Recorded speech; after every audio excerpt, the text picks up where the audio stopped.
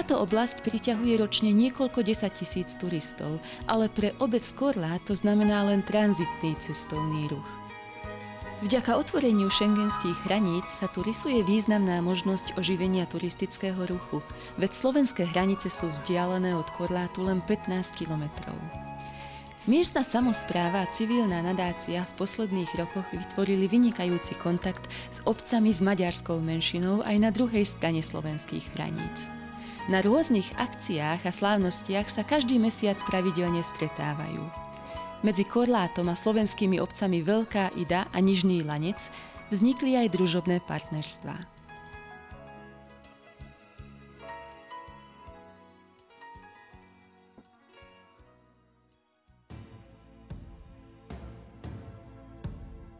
Už pravidelne každý rok v júli usporiadajú Deň obce, ktorý navštevujú okrem obyvateľov okolitých obcí aj návštevníci vzdialenejších kútov. Spolu s týmto dňom sa uskutoční aj tzv. Badaš festival, v rámci ktorého usporadúvajú celodenný program pod voľnou oblohou, jarmok, ale aj súťaž vo varení.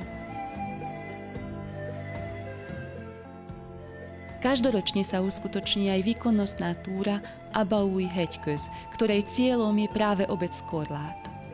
Ale okolité zaujímavosti, krásy okolia, neskutočný pokoj a ničím nerušená príroda celoročne láka ľudí na prechádzky a túry. Obec sa postupne vyvíja, obnovuje. Ľudí, ktorí sem zavítajú, čaká obchod, kaviareň, okulahodiace ulice a srdečný domáci obyvatelia. V údolí rozprestierajúcom sa pri západných svahoch Zemplínskeho pohoria vyviera mnoho bohatých vodných prameňov, medzi nimi dodnes nevyužitý teplovodný prameň zvaný Taplovca. Prameň sa nachádza v krásnom prostredí za obcov a podľa údajov merania z roku 1953 má nasledovné parametre. Voda s vysokým obsahom železa a síry má 21 až 27 stupňov Celzia a výdatnosť 770 litrov za minútu. Jazero nezamrzne ani v zime.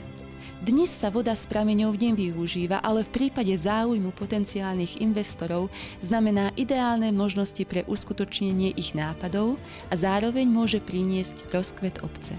V spojitosti s nedávnou tragédiou slovenského vojenského lietadla pri neďalekej obce Hejce si chcú uctiť obete tohto nešťastia aj občania Korlátu. Aj preto, lebo tragédia sa odohrala necelých 4 až 5 kilometrov vo vzdušnej čiare a kopec Boršov je vidieť veľmi dobre aj z námestia v strede dediny. Z pamiatok dávnych čias ostalo už len zo pár na ukážku, ako napríklad pec na pečení chleba, ktorú znova postavili vo dvore rodinného domu. Táto pec má okrem uchovania tradícií aj praktickú stránku, veď nie je lepšieho chleba či pečiva čerstvo upečeného v piecke.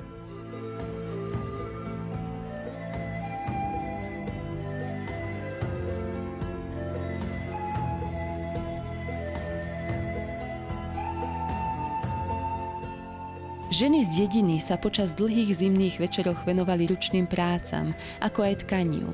Tradičné domáce koberčeky a vyšívané obrusy sú celoživotné kusy, kedy si nemohli chýbať ani z jednej domácnosti. Na tieto diela sú oprávnené hrdé ženy, ktoré ešte poznajú tajomstvá tohto majstrovstva.